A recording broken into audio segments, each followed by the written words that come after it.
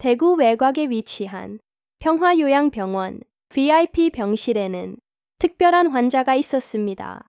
말기 췌장암을 진단받은 김 회장이라 불리는 남자는 그곳에서 생애 마지막 시간을 보내고 있었습니다. 윤미선은 평화요양병원에서 10년 넘게 일한 베테랑 간호조무사였습니다. 60세라는 나이에도 불구하고 그녀는 맑은 눈빛과 능숙한 손놀림으로 유명했습니다. 그러던 어느 날 평소 일반 병실을 돌보던 그녀는 갑작스럽게 3층 VIP 병실에 김 회장을 맡게 되었습니다. 윤 선생님, 오늘부터 김영우 회장님을 담당해 주세요. 까다로운 분이니 신경 써서 잘 모셔야 합니다. 병원장의 지시에 윤미선은 고개를 끄덕이고 3층으로 올라갔습니다. 평소처럼 환자의 상태를 체크하고 정성껏 간호를 시작했습니다. 처음엔 김 회장이 거의 말을 하지 않았습니다. 그저 고개를 끄덕이거나 짧게 대답하는 정도였습니다. 하지만 윤미선의 따뜻하고 조용한 간호에 조금씩 마음의 문을 열기 시작했습니다. 간호사님 손이 참 따뜻하네요. 그가 처음으로 건넨 말이었습니다. 윤미선은 미소를 지으며 이불을 정리했습니다. 따뜻한 손이 환자분들한테 좋다더라고요. 복받은 손인가 봐요. 그날 이후 김 회장은 윤미선이 오는 시간을 기다리기 시작했습니다. 병실 문이 열릴 때마다 그의 얼굴엔 미소가 번졌고 윤미선도 그에게 특별한 관심을 기울였습니다. 퇴근 시간 이후에도 김 회장의 상태가 좋지 않으면 더 남아 돌보곤 했습니다. 오늘은 좀 어떠세요, 회장님? 미선 씨가 있어서 한결 낫네요. 그렇게 둘 사이엔 특별한 신뢰가 쌓여갔습니다. 김 회장은 그녀에게만 보이는 미소를 지었고 윤미선은 다른 환자들보다 김 회장을 더 자주 찾았습니다. 그러던 어느 날 병원 휴게실에서 이상한 소문이 돌기 시작했습니다. 야, 너 들었어? 3층 VIP 김 회장님 말이야. 왜? 무슨 일 있어? 윤 선생님한테 매달 500만 원씩 준대. 퇴근 후에 남아서 특별 서비스 해준다나 뭐라나. 말도 안 돼. 윤 선생님이 그런 분이 아니잖아. 근데 요즘 화장품도 바뀌고 옷도 새 거 같고 얼마 전엔 택시 타고 출근하던데 소문은 삽시간에 병원 전체로 퍼졌고 윤미선이 지나갈 때마다 수근거림이 들려왔습니다. 친절하던 동료들도 어색하게 인사하거나 눈을 피했습니다. 저기 오시네. 매달 500만 원 받는다는. 윤미선은 모두의 태도 변화에 당황했지만 이유는 알 수 없었습니다. 그녀는 오직 김 회장의 점점 나빠지는 상태에만 집중하고 있었습니다. 오늘은 식사를 거의 안 하셨어요. 그녀가 수간호사에게 상태를 보고하자 수간호사는 차트를 확인하며 고개를 끄덕였지만 눈빛은 전과 달랐습니다. 알겠어요. 근데 퇴근 시간 지났잖아요. 또 특별 서비스 하러 가시는 거예요? 윤미선은 의아했지만 대답하지 않고 김 회장의 병실로 향했습니다.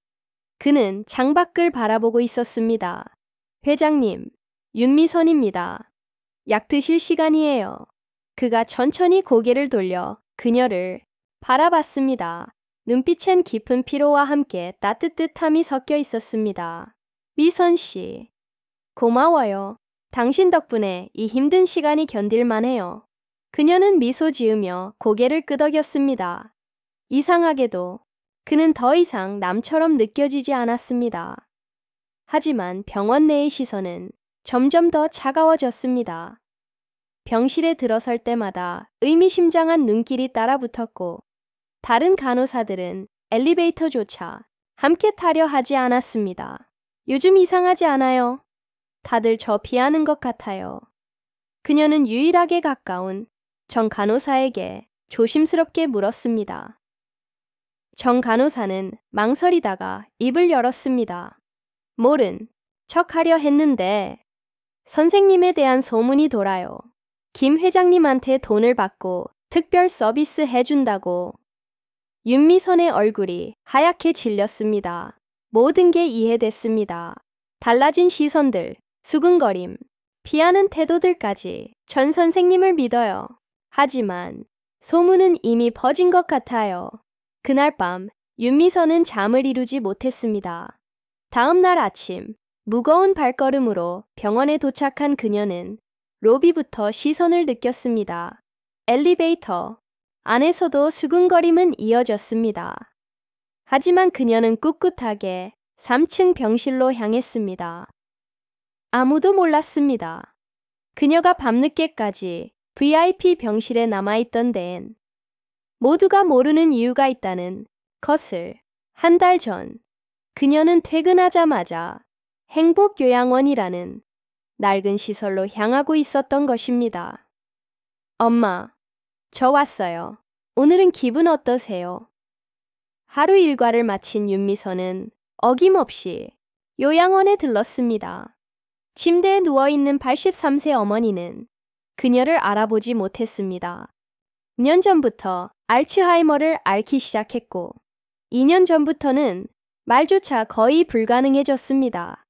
그래도 윤미선은 매일 어머니에게 말을 걸었습니다. 윤 선생님, 잠깐 이야기 좀 나눌 수 있을까요? 요양원 원장이 미선을 불렀습니다. 얼굴에는 걱정이 가득했습니다. 죄송하지만 다음 달부터 요양비가 10% 인상될 예정입니다. 윤미선의 얼굴이 창백해졌습니다. 이미 매달 170만 원도 부담스러운데 거기에 인상까지. 혹시 조금만 기다려 주실 수 있을까요? 다음 달에 제 아들이 첫 월급을 받거든요. 그녀의 간절한 부탁에도 원장은 고개를 저었습니다. 죄송합니다. 요양비는 선불이 원칙입니다. 다른 분들도 모두 같은 조건이에요. 요양원을 나서는 윤미선의 어깨는 무거웠습니다. 버스 안에서 통장 잔고를 확인하니 50만 원도 채 남지 않았습니다. 그녀가 사는 집은 반지하의 좁고 습한 다세대 주택. 어머니 병원비와 요양비를 감당하기 위해 이곳으로 이사 온 지 벌써 3년째였습니다. 현관문을 열자 작은 액자가 눈에 들어왔습니다. 하얀 가운을 입고 웃고 있는 아들 준노의 사진이었습니다. 작년에 의사 면허를 따고 지금은 지방병원에서 인턴 생활을 시작한 아들 톤트. 오랜 꿈을 이뤘지만 아직은 월급이 적어 스스로도 빠듯한 생활을 하고 있었습니다. 냉장고를 열자 거의 비어 있었습니다. 오늘 저녁도 라면으로 때워야 했습니다. 물을 끓이며 휴대폰을 들고 편의점 사장에게 전화를 걸었습니다. 사장님, 죄송한데 평일 야간에도 일할 수 있을까요? 급한 사정이 생겨서요.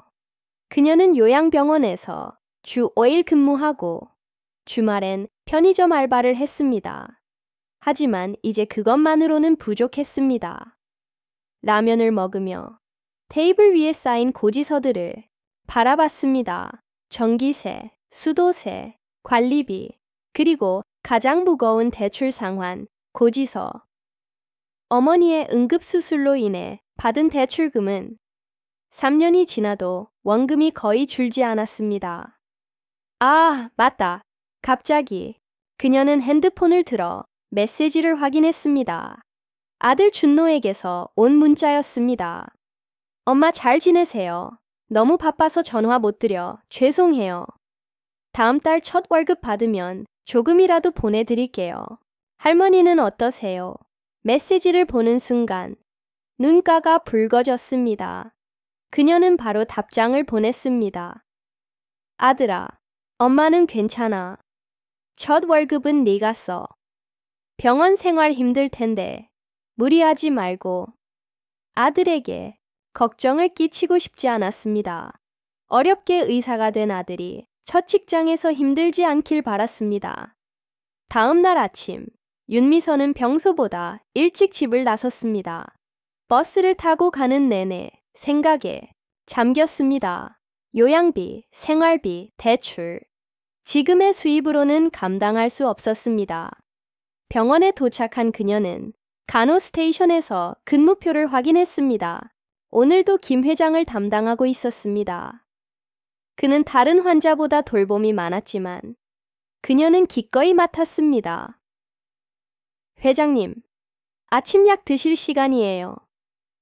김 회장은 창밖을 바라보다 그녀를 보고 미소를 지었습니다.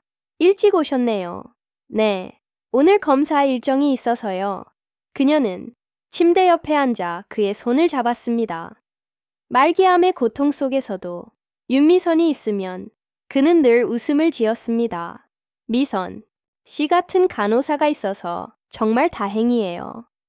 이 시간이 견딜 만한 건 다 당신 덕분이죠. 그녀는 조용히 미소 지었습니다. 다른 간호사들은 바빠서 대화할 시간이 없었지만 윤미선은 항상 이야기를 들어주었습니다. 젊은 시절 이야기, 사업 이야기, 가족 이야기까지. 그는 마음을 열고 모든 걸 털어놓았습니다. 윤 선생님, 잠깐 나오실래요?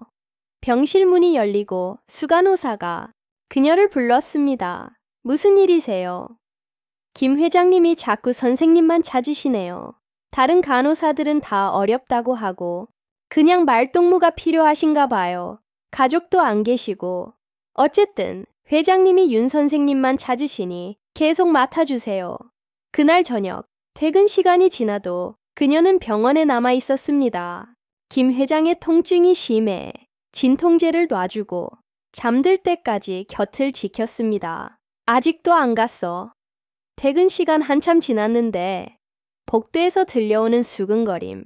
그녀의 헌신은 오해로 번지기 시작했습니다. 특히 최근 그녀가 새 휴대폰을 산 것이 계기가 됐습니다. 저거 새 휴대폰 아니야. 갑자기 돈이 어디서 났지? 들었어. 김 회장이 윤 선생님한테 돈 준다던데.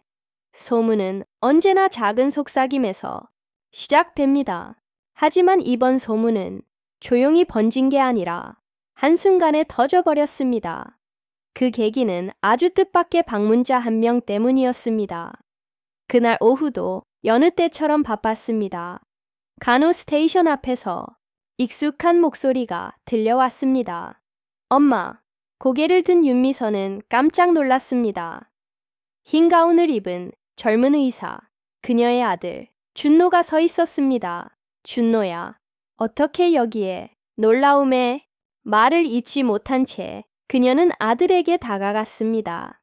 인턴으로 바쁜 아들은 쉽게 볼 수 없었기에 더욱 반가웠습니다. 오늘 학회 때문에 대구에 왔어요. 어머니 얼굴 뵈러 들렀죠. 알고 보니 저희 과 선배가 여기 병원에서 일하더라고요. 그녀의 눈가에 눈물이 맺혔습니다. 오늘 퇴근하고 같이 저녁 먹어요. 월급도 받았으니까 제가 살게요. 마침 편의점 알바도 없는 날이었습니다. 그래, 근데 조금만 기다려줄래? 해야 할 일이 하나 남아서. 그럼요, 제가 도와드릴게요. 저도 의사잖아요, 예, 엄마. 그녀는 따뜻하게 웃었습니다. 잠시 후 약을 들고 병실로 향할 때 준노도 함께 들어섰습니다. 회장님, 이쪽은 제 아들이에요. 의사랍니다. 김 회장은 반쯤 누운 채 미소 지었습니다. 반가워요, 젊은 의사 선생. 어머니가 자랑스러우시겠어요. 준노는 공손히 인사했습니다. 그러다 방 안을 둘러보던 그의 시선이 멈췄습니다. 침대 옆 작은 테이블 위 액자 하나가 눈에 들어왔습니다. 그 안엔 젊은 김 회장이 청년들과 함께 찍은 단체 사진이 있었습니다. 잠시만요. 이 사진. 이상한 기색을 보이는 아들을 향해 윤미선이 물었습니다. 왜 그래? 혹시 김영우 회장님이세요? 그래요. 혹시 나를 아오? 준노의 얼굴이 믿기지 않는다는 표정으로 물들었습니다. 어머니, 이분이 바로 제가 장학금을 받았던 새희망재단의 설립자세요. 윤미선은 놀라 입을 다물지 못했습니다. 아들이 받았던 장학금이 김 회장님 덕분이었다니. 회장님, 정말 감사합니다. 제가 의사가 될 수 있었던 건 다 회장님 덕분입니다. 김 회장은 부드럽게 미소 지었습니다. 창백하던 얼굴에 생기가 돌았습니다. 내가 한 건 작은 일일 뿐이에요. 열심히 한 건 당신이지. 이렇게 당신 어머니가 나를 간호해 주다니. 이게 운명이지 뭐겠소. 그날 저녁 모자는 오랜만에 함께 식사했습니다. 준노는 장학금에 대한 이야기를 들려주며 재단이 얼마나 많은 사람들에게 도움이 되었는지 설명했습니다. 윤미선의 가슴 속엔 새로운 존경이 자리 잡았습니다. 내일 병원 가면 꼭 다시 감사드려야겠다. 엄마, 회장님 잘 부탁드려요. 그녀는 조용히 고개를 끄덕였습니다. 이제 그녀에게 김 회장을 돌보는 일은 단순한 업무가 아닌 은인에게 드리는 감사이자 존경의 표현이었습니다. 다음 날 아침, 그녀는 평소보다 더 이르게 병원에 도착했습니다. 회장님, 다시 한번 감사 인사드리러 왔어요. 제 아들이 의사가 될 수 있었던 건 회장님 덕분이에요. 김 회장은 미소 지었습니다. 운명이란 신기하죠. 내가 도운 학생의 어머니가 지금은 나를 간호하고 있다니. 그녀는 그의 손을 잡았습니다. 차갑고 마른 손이었지만 그녀는 그 안에서 따뜻함을 느꼈습니다. 앞으로 더 잘 모실게요. 회복을 위해 최선을 다할게요. 그날부터 윤미선은 더 많은 시간을 김 회장에게 쏟았습니다. 퇴근 후에도 병실을 찾아가 불편함을 덜어주고 이야기를 나눴습니다. 하지만 그녀의 이런 모습은 동료들의 눈엔 다르게 보였습니다. 손을 잡고 병실에 오래 머물고 혼자 있는 모습은 마치 특별한 서비스를 제공하는 것처럼 보였고 소문은 다시 번지기 시작했습니다. 그러나 이번엔 그녀는 흔들리지 않았습니다. 더 이상 주변의 말은 중요하지 않았습니다. 그녀에게 중요한 건 오직 김 회장의 건강과 편안함. 오늘은 어떠세요, 회장님? 통증은 좀 나아지셨어요. 그녀가 매일 아침 전하는 첫마디였습니다. 그리고 대답이 무엇이든 그녀는 항상 진심으로 그를 돌보았습니다. 그게 그녀가 할 수 있는 가장 진실한 감사의 표현이었으니까요. 윤미선에게 이건 단지 최소한의 보답이었다. 작은 감사의 표시. 하지만 그녀는 몰랐다. 김 회장이 어느새 단순한 환자가 아니라 마음 깊이 자리 잡은 특별한 존재가 되고 있었다는 걸. 하지만 그녀의 정성에도 그의 상태는 나아지지 않았다. 치외장감은 이미 간까지 전이되었고 의사들은 조용히 말했다. 남은 시간은 3달도 되지 않을 거라고. 오늘 검사 결과가 나왔습니다. 암세포가 예상보다 훨씬 빠르게 퍼지고 있어요. 윤미선의 얼굴이 어두워졌다. 그녀는 차트를 넘기며 깊은 한숨을 내쉬었다. 통증 조절은 어떻게 해야 하나요? 모르핀 용량을 늘려야 할 것 같아요. 그리고 이제는 준비하셔야 해요. 시간이 얼마 남지 않았습니다. 가슴이 무거워졌다. 그는 이제 더 이상 환자가 아니었다. 아들의 은인이자 마음으로 연결된 사람. 알겠습니다. 최대한 편안하게 해드릴게요. 그녀는 병실로 향했다. 문을 열자 누워있는 김 회장의 창백한 얼굴이 보였다. 점점 야위었고 피부는 황달로 노랗게 변해 있었다. 회장님, 저 왔어요. 오늘은 어떠세요? 그는 힘겹게 눈을 떴다. 여전히 따뜻한 눈빛이었지만 생기는 점점 사라지고 있었다. 오늘은 좀 힘드네요. 밤새 통증이 심했어요. 그녀는 이마에 손을 얹었다. 열이 있었다. 약을 조절해 드릴게요. 주치의 선생님과 상담했어요. 좀 나아지실 거예요. 윤미선은 정맥 주사를 조절하고 베개를 바꿔주었다. 창문을 조금 열어 신선한 공기를 들이게 했다. 미선 씨가 없었으면 어쩔 뻔했을까요? 생각만 해도 아찔해요. 그의 말에 그녀는 미소 지었다. 그리고 그의 손을 잡았다. 차갑고 마른 손이었지만 따뜻함이 느껴졌다. 그녀 옆에 앉자 그는 천천히 입을 열었다. 나는 가족이 없어요. 평생 일만 했죠. 그래서 내가 번 돈으로 다른 사람들을 돕는 게 의미 있다고 생각했어요.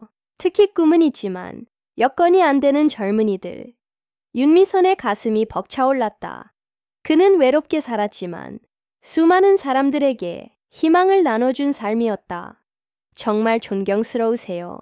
회장님, 그날 이후로 윤미선은 더 일찍 출근하고 더 늦게 퇴근했다. 그가 편안히 잠들 때까지 병실에 남았다.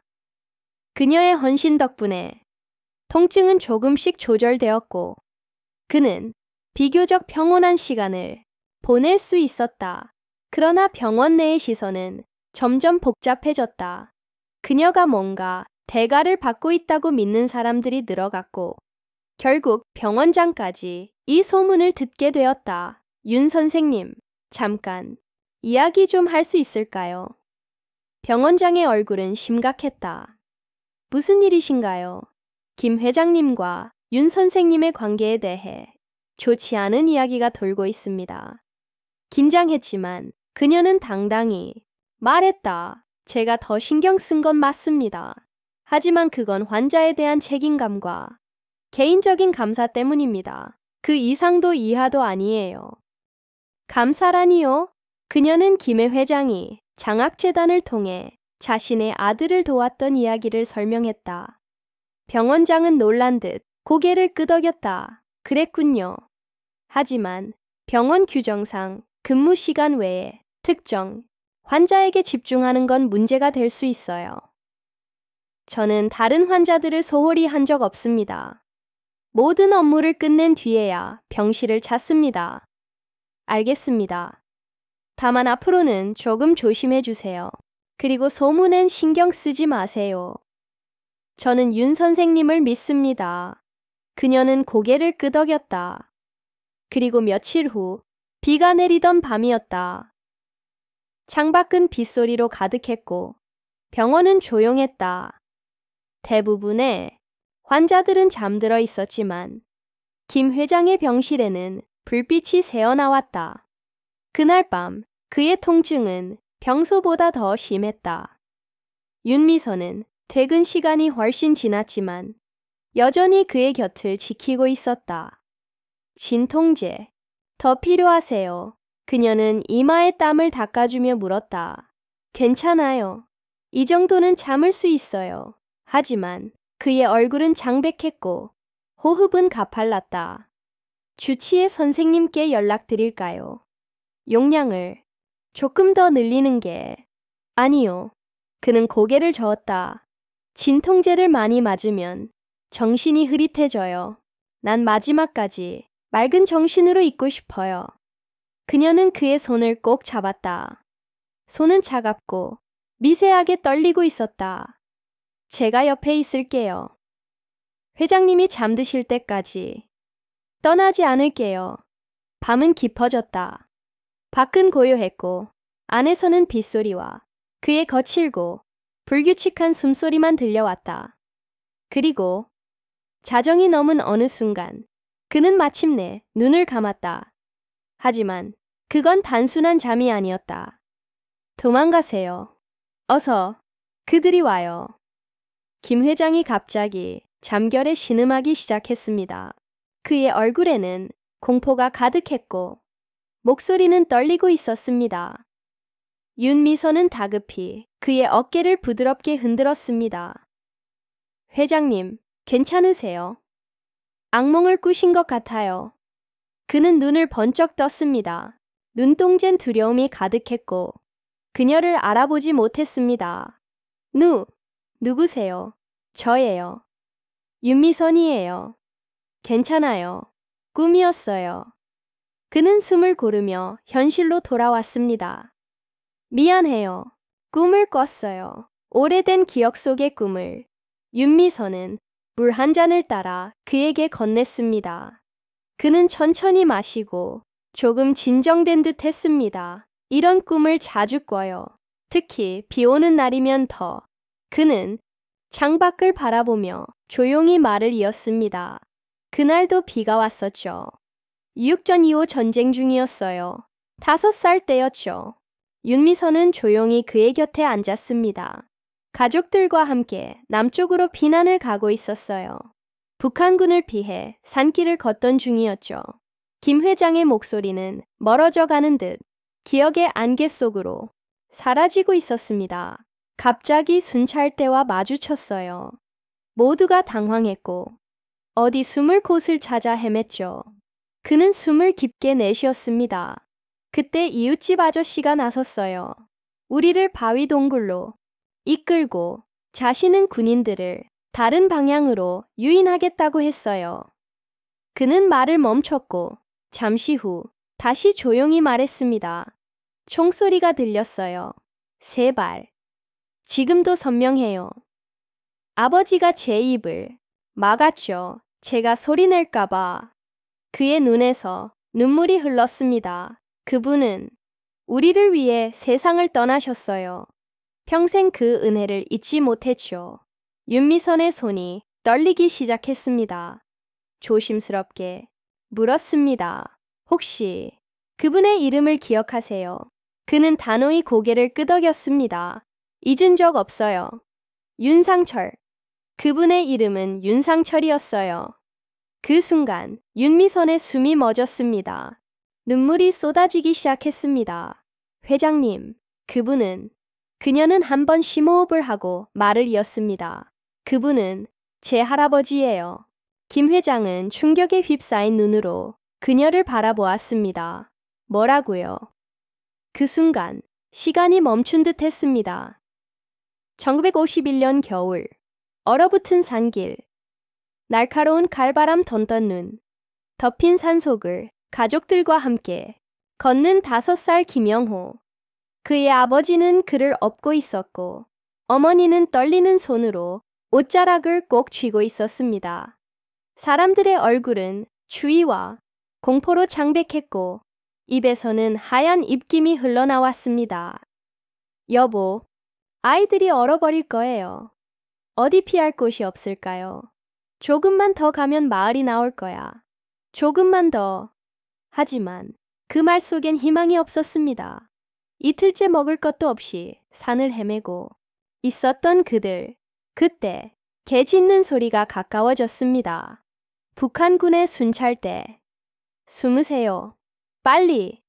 주민들이 당황해 주위를 둘러봤지만 숨을 곳은 없었습니다.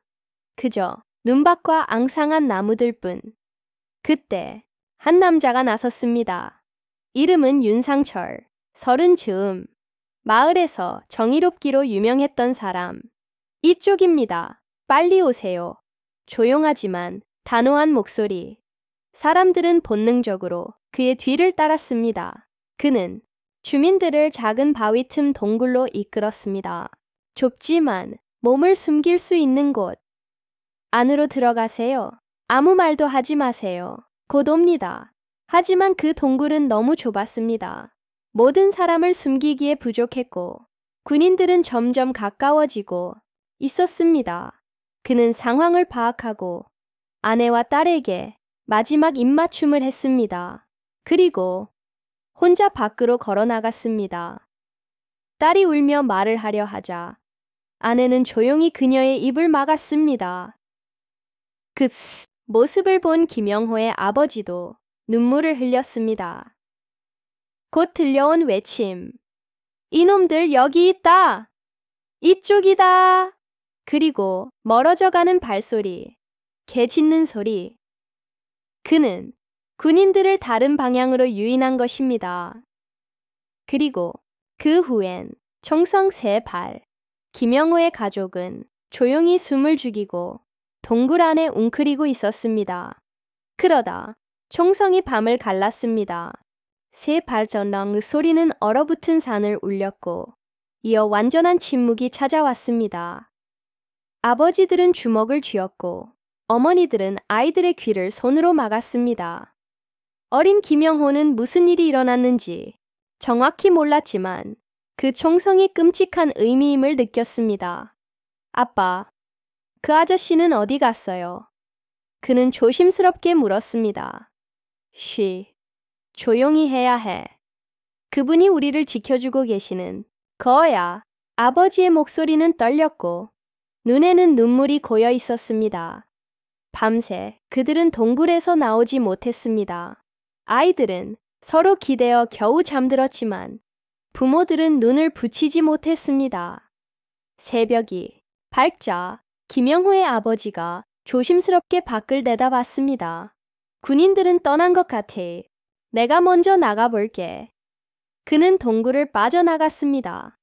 잠시 후 돌아온 그의 얼굴은 창백했고 눈은 붉게 충혈되어 있었습니다. 그리고 그의 손엔 외투 한 벌이 들려 있었습니다. 붉은 피로 얼룩진 윤상철의 외투였습니다. 그분은 우리 위해 목숨을 바치셨어요. 마을 사람들은 말을 잇지 못했고 윤상철의 아내와 딸은 울음을 터뜨렸습니다. 그 순간 김영호의 아버지는 조용히 결심했습니다.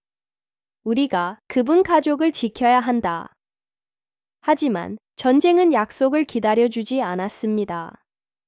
계속된 비난과 군의 추격 속에 마을 사람들은 뿔뿔이 흩어졌고 두 가족은 헤어지고 말았습니다. 그리고 70년 후 병실에서 그들은 다시 만난 것이었습니다. 윤미선과 김 회장은 눈물을 흘리며 서로를 바라보았습니다. 그날 밤 얼어붙은 산 속에서 맺어진 인연이 지금 그들 앞에서 다시 이어지고 있었습니다. 윤미선 씨, 당신의 할아버지는 영웅이었어요. 그분이 아니었다면 우린 다 죽었을 거예요. 어머니는 항상 말씀하셨어요. 할아버지는 다른 사람을 위해 목숨을 바친 분이라고. 윤미선의 눈에 눈물이 고였습니다. 평생 들어온 할아버지 이야기가 바로 눈앞에 이 남자의 가족을 구한 이야기였다는 사실에 가슴이 벅차올랐습니다. 두 사람은 말없이 서로의 손을 잡았습니다. 그 순간 70년의 세월이 무의미해졌습니다. 정말 윤상철 씨의 손녀세요. 김 회장의 목소리는 떨렸습니다. 네, 어머니가 항상 들려주셨어요. 김 회장은 떨리는 손으로 그녀의 손을 잡았습니다. 눈에는 눈물이 가득했습니다. 우리 가족은 70년 넘게 그분의 가족을 찾고 싶었어요. 감사의 인사를 꼭 전하고 싶었어요. 그런데 그분의 손녀가 지금 날 돌봐주고 있었네요. 그는 말을 잇지 못했습니다. 그저 그녀의 손을 꼭 쥐었습니다. 이게 우연일까요? 아니면 운명일까요? 윤미선도 눈물을 흘리며 고개를 끄덕였습니다. 할아버지가 회장님의 가족을 구하셨고 회장님은 제 아들이 의사가 될 수 있도록 도와주셨어요. 그리고 지금 제가 회장님을 돌보고 있어요. 이건 분명 운명이에요. 그들은 한동안 말없이 손을 잡고 있었습니다. 그들의 눈물은 단순한 슬픔이 아니었습니다. 그것은 경이로움, 감동, 그리고 70년 만에 다시 이어진 인연에 대한 경외감이었습니다. 미선 씨, 이런 날이 올 줄 몰랐어요. 죽기 전에 윤상철 씨의 가족을 만날 수 있다니. 윤미선은 그의 손을 꽉 잡았습니다. 회장님, 제 할아버지의 희생은 헛되지 않았어요. 회장님이 그 희생을 이어주셨어요. 수많은 사람을 도와주셨잖아요. 밖에서는 빗소리가 잦아들었고 병실 창문 너머로 희미한 새벽빛이 들어오기 시작했습니다. 긴 밤이 지나고 두 사람 사이엔 단순한 간호사와 환자를 넘어선 특별한 인연이 자리 잡았습니다. 다음 날 아침, 윤미선은 병원장에게 조용히 요청했습니다. 조금 일찍 퇴근할 수 있을까요? 그녀는 중요한 일이 있었습니다. 감정이 벅찬 상태로 버스를 타고 도시 외곽으로 향했습니다. 가슴은 놀라움, 기쁨, 슬픔, 그리고 무엇보다 할아버지에 대한 깊은 자부심으로 가득했습니다. 30분 뒤 버스는 행복요양원 앞에 도착했습니다. 윤 선생님, 오늘은 일찍 오셨네요. 데스크 간호사가 반갑게 인사했습니다. 네, 오늘 일찍 끝났어요. 어머니는 어떠세요? 오늘도 큰 변화는 없으세요? 아침에 식사를 조금 하셨고 지금은 방에서 쉬고 계세요. 윤미선은 고개를 끄덕이고 어머니 방으로 향했습니다. 문을 열자 어머니는 장가 휠체어에 앉아 조용히 빗물 떨어지는 바깥을 바라보고 있었습니다. 어머니는 창밖을 바라보며 멍하니 앉아 있었습니다. 표정도 초점도 없었습니다. 엄마, 저예요. 오늘은 일찍 왔어요. 윤미선은 휠체어를 살며시 끌어당기고 그 앞에 앉았습니다. 간절함이 담긴 목소리였습니다. 하지만 어머니는 아무 반응도 보이지 않았습니다. 치매 진단을 받은 지 5년, 그중 2년은 사실상 대화가 끊긴 시간들이었습니다. 그럼에도 미선은 어머니의 마른 손을 꼭 잡았습니다. 차갑고 약한 손이었지만 그 손을 따뜻하게 감싸 쥐었습니다. 엄마, 오늘 정말 놀라운 일을 겪었어요. 그녀는 어머니에게 천천히 말을 건넸습니다. 기억하세요. 예전에 항상 말씀하셨잖아요. 전쟁 때 할아버지가 동네 사람들을 구하고 돌아오지 못하셨다고. 어머니는 여전히 반응하지 않았습니다. 창밖만 바라보았습니다. 하지만 윤미선은 멈추지 않았습니다. 오늘 그 가족을 만났어요. 그분, 지금 제가 일하는 병원에 계세요. 김영우 회장님이에요. 그녀는 병원에서 있었던 일을 모두 들려주었습니다. 장학재단 이야기, 준노가 의사가 된 이야기, 그리고 회장님이 평생 할아버지를 기억하고 있었다는 것까지. 윤미선의 눈에는 눈물이 고였습니다. 그녀는 계속해서 어머니의 얼굴을 바라보며 이야기를 이어갔습니다. 엄마가 항상 말씀하셨죠. 할아버지는 참 용감하고 남을 도울 줄 아는 분이라고. 그 이야기 진짜였어요. 그녀는 잠시 말을 멈췄고 어머니의 손을 더 꽉 쥐었습니다. 그때였습니다. 어머니의 손가락이 미세하게 움직였습니다. 윤미선은 놀라서 어머니를 바라보았습니다. 그 눈빛이 달라져 있었습니다. 공허하던 눈빛 속에 생기가 돌아왔습니다. 엄마. 그러자 어머니는 천천히 고개를 돌려 딸을 바라보았습니다. 아버지. 희미하지만 분명한 목소리가 입술을 타고 나왔습니다. 윤미선은 숨이 멎을 듯 가슴이 뛰었습니다. 우리 아버지는 항상 약한 사람을 도와주는 분이셨어. 어머니의 눈에서 눈물이 흘렀습니다. 목소리는 떨렸지만 너무도 선명했습니다. 엄마, 기억하세요. 어머니는 고개를 끄덕였습니다. 아버지는 항상 말했지. 어려운 사람 보면 꼭 도와줘야 한다고. 그 목소리는 점점 작아졌지만 그 눈빛은 여전히 살아 있었습니다. 엄마, 저 그 가족 찾았어요. 할아버지가 구하신 그 아들분. 그분은 아직도 할아버지를 기억하고 계세요. 어머니의 눈에서 눈물이 더 흘렀고 그녀는 떨리는 손으로 윤미선의 얼굴을 어루만졌습니다. 다행이다. 아버지가 기뻐하실 거야. 윤미선은 더는 참지 못하고 어머니를 꼭 안았습니다. 어깨는 조용히 떨렸고 눈물은 멈추지 않았습니다. 엄마, 할아버지의 희생이 헛되지 않았어요. 그들은 한동안 말없이 서로를 안고 있었습니다. 창문 너머로 저녁 햇살이 병실을 따뜻하게 감쌌고 오랫동안 덮여 있던 추억이 조용히 열려 함께 흐르기 시작했습니다. 미선아, 어머니가 다시 말을 이었습니다. 목소리는 작았지만 또렷했습니다. 그분에게 고맙다고 전해줘. 우리 아버지를 기억해줘서. 네, 엄마, 꼭 전할게요. 어머니의 눈빛은 서서히 다시 흐릿해졌습니다. 잠시 열렸던 기억의 창이 다시 닫히는 듯 했습니다. 하지만 윤미선은 결심했습니다. 이 순간만큼은 절대 잊지 않겠다고. 요양원을 나서는 그녀의 발걸음은 가벼웠습니다. 하늘 위로 붉은 노을이 물들어 있었습니다. 그녀는 고개를 들어 하늘을 올려다봤습니다. 할아버지, 보고 계시죠? 당신의 희생은 절대 헛되지 않았어요. 다음 날 아침, 윤미선은 평소보다 더 일찍 병원에 도착했습니다. 설렘과 슬픔이 교차하는 가슴을 안고 김 회장의 병실 문을 열었습니다. 그는 이미 깨어 창밖을 바라보고 있었습니다. 회장님, 안녕하세요. 오늘은 좀 어떠세요? 그는 천천히 고개를 돌려 윤미선을 바라보았습니다.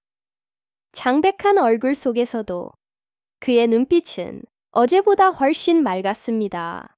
미선 씨, 어제 잘 다녀오셨어요. 그녀는 그의 침대 옆에 앉으며 웃었습니다. 네, 어머니를 뵙고 왔어요. 그리고 정말 놀라운 일이 있었어요. 그녀는 조심스럽게 그의 손을 잡았습니다. 회장님께 꼭 들려드리고 싶은 말씀이 있어요. 윤미선은 장례식장 가족석에 앉아 조용히 아들의 손을 꼭 잡고 있었습니다. 이별의 분위기는 무거웠지만 어디선가 평온한 감정이 흐르고 있었습니다. 장례식이 끝나자 검은 정장을 입은 중년 남성이 그녀에게 다가왔습니다. 혹시 윤미선 씨 맞으시죠? 그가 조심스레 말을 건넸습니다.